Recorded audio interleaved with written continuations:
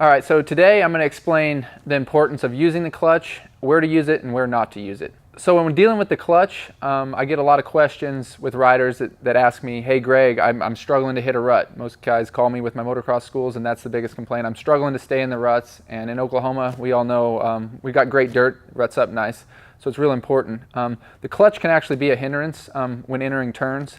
The clutch is only supposed to be used for accelerating and shifting, and also if you make a mistake. If you're not making any mistakes, then the clutch shouldn't be touched.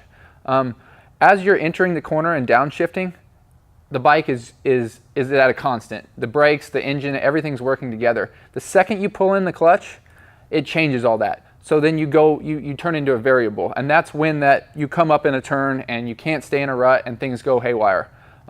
So it's very important to just go ahead and stay off that clutch when entering the turns. Let that engine do the braking, get set up. You're gonna have a nice constant feel. As we exit the turn, if you got good speed, all we gotta do is roll on the throttle. If we need a little pickup, as we're exiting the turn, we can go ahead and bump the clutch a little bit. Like I said, it's only for emergencies. If we're riding great, if we're riding good, we don't even need to touch that clutch. On the way out of the turns, when we go to grab a gear, if you're a really aggressive rider and you're wide open, your bike will not shift if you're wide open. I don't care what your dad or what the redneck down the street told you.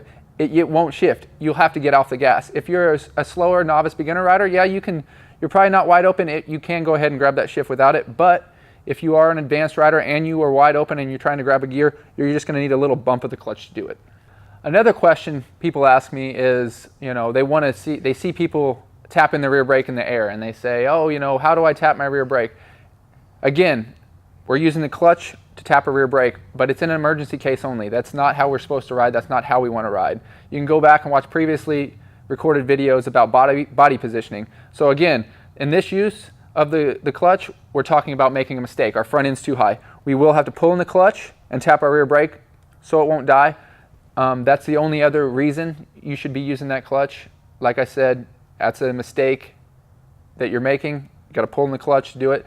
So when I'm teaching schools, we're trying to limit mistakes, and the best way to do that is to actually stay off the clutch.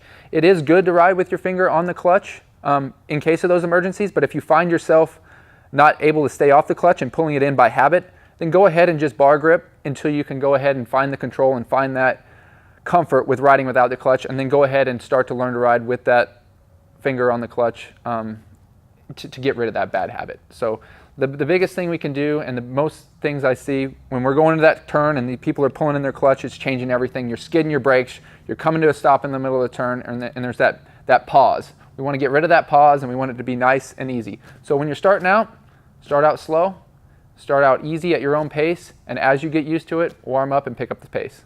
All right, so in a nutshell, that's when and when you shouldn't use the clutch. If you guys have any more questions or want to sign up for some training, get a hold of me on any social media outlet at Greg Albertson. This has been an Ajax video, and thanks for watching.